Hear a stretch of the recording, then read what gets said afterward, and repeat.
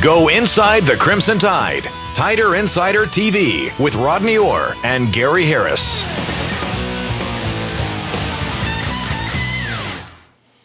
And good evening, everybody, and welcome in to Tider Insider TV, presented by Buffalo Rock. Here we go, Rodney. I love this sound. Popping the top on a Diet Pepsi for tonight.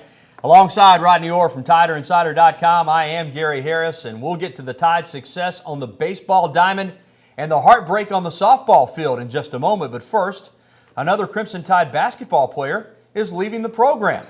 Senior forward Demetrius Jemison has asked for and received his release from the Tide.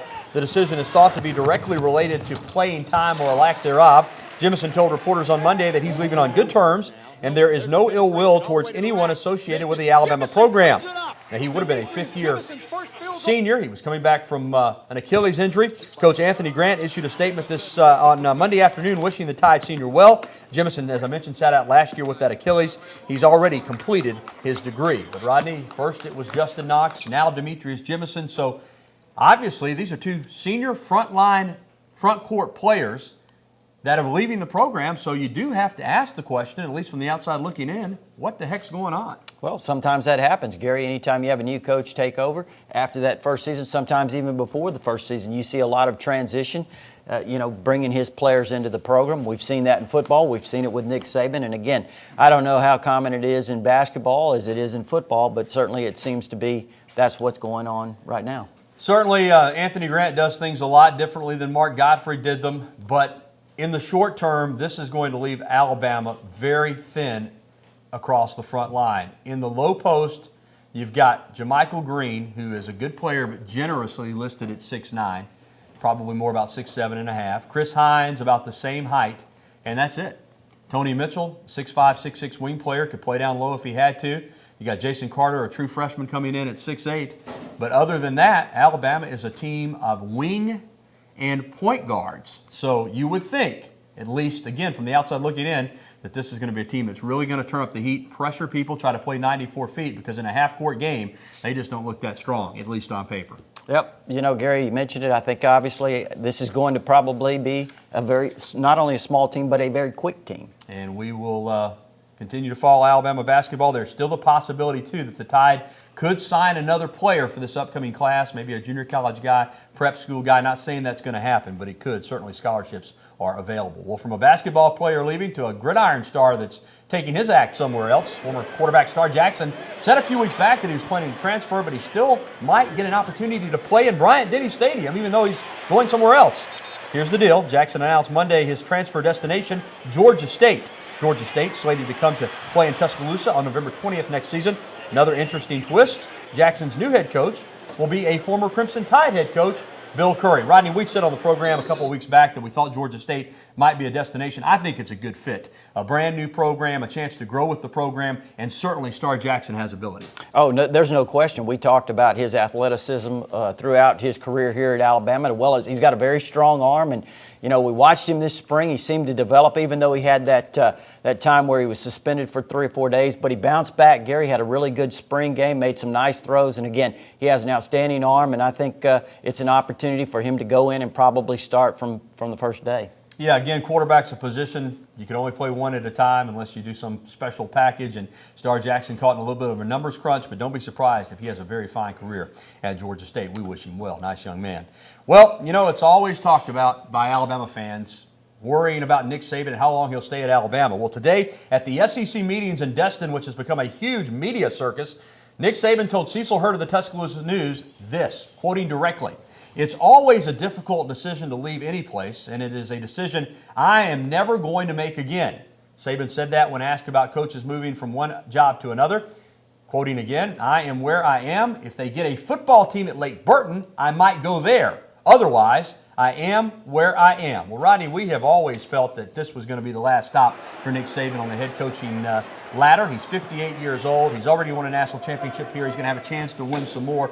It looks like a perfect fit, and I feel confident in his statement being true that he's going to finish out his career at Alabama. I don't think there's any question about it. At this stage, Gary, if you look at it, every time he's moved, he moved up from Michigan State to LSU. Then LSU, from there, the Miami Dolphins, the NFL, that had always been something that I think had been intriguing to him. The opportunity came, and though he debated back and forth, he finally made that jump to the NFL, realized there that he wanted to get back into college coaching, that that's where he belonged, and he came back to Alabama. And again, what a fit here for Alabama and Nick Saban. Something else about Nick Saban, too. He always moves forward, but that doesn't mean he doesn't learn from his mistakes. He's talked about things he's done in coaching that he learned from them, and he did them differently.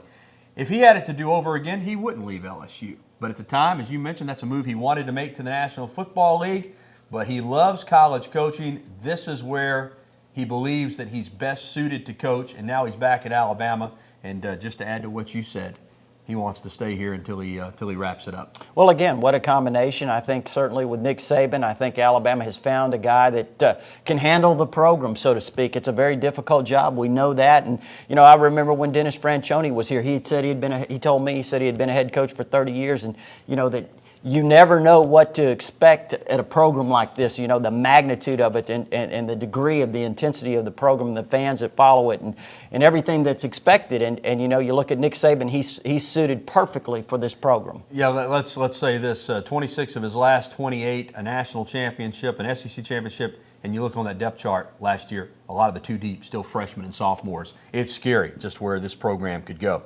All right, moving on. After just barely making it into the SEC tournament, the Crimson Tide baseball team found itself playing for a tournament championship on Sunday in Hoover. After a couple of lengthy rain delays, Bama fell in a heartbreaker at LSU.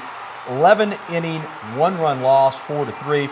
It was a disappointing game at the time, but there wasn't much time to feel bad because on Monday morning, Selection Monday, the Tide players found themselves watching television and then heard the good news. They're the number 2 seed in the Atlanta Regional. They'll be joined by host school Georgia Tech, the number 1 seed, Mercer, and the Tide's first-round opponent, the 3rd-seeded Elon Phoenix. Alabama goes into the second half of the postseason peaking at the right time. That's where we're at. I mean, we're playing as well as we have all year, and particularly pitching, you know, better than we have all year. And at this point of the season, it's about pitching, defending, and getting timely hits. And that's what we've been able to do over the last 3 weeks. We didn't know a couple weeks ago whether we had a chance to get in or not, and we just really had to lock it up and tighten our belt and get things going. And we got on a roll now, and here we are going to Georgia Tech as a 2 seed. We're just going to keep that confidence momentum going like we have the last few weeks, and we're going to try to set the tone early and just keep going with it. If Bama were to win the Atlanta Regional, they could wind up facing the Auburn Tigers again. Auburn hosting a regional.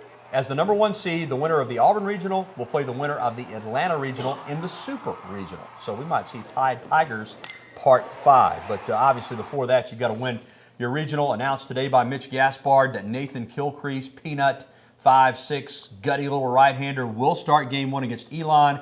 That would mean that Jimmy Nelson, who's become the de facto ace of the Tide staff, would be available to pitch against Georgia Tech in a winner's bracket game. You look at this pitching staff with not just Kilcrease, Nelson, but also Adam Morgan. Rodney, they have been phenomenal down the stretch. Yeah, we talked about it last week, you know, when there was some doubt going in the SEC tournament. Obviously, Alabama had won several games in a row, but so had Auburn, and going into that, we talked about, you know, the pitching coming around and just how good pitching can defeat good hitting, and that's exactly what happened in the SEC tournament. I tell you this, in these regionals, when you're only got to win 2 or 3 games, nobody, I think, wants to face Alabama with that hot pitching staff. They've got a chance to go in there and beat Elon, Mercer, and Georgia Tech and advance. I don't think there's any doubt about that. Now they still have to get it done on the field. Georgia Tech's a fine club, as is Elon, but Alabama's playing as well as anybody right now in that regional. Well, coming up, the Alabama softball team thought they were on their way to the College World Series again until one swing of the bat changed all that in stunning fashion. We'll look back at the 2010 season and evaluate how it might be remembered. Also, we'll be taking your phone calls and getting to your emails. If you want to give us a ring, 205-348-WVUA is the number. That's 348-9882, or you can email us at TITV@WVUATV.com. This is the show that takes you inside the Crimson Tide. Just like the website, TiderInsider.com, this is Tider Insider TV, and we do it better. Thank you to Buffalo Rock. We'll be back after this.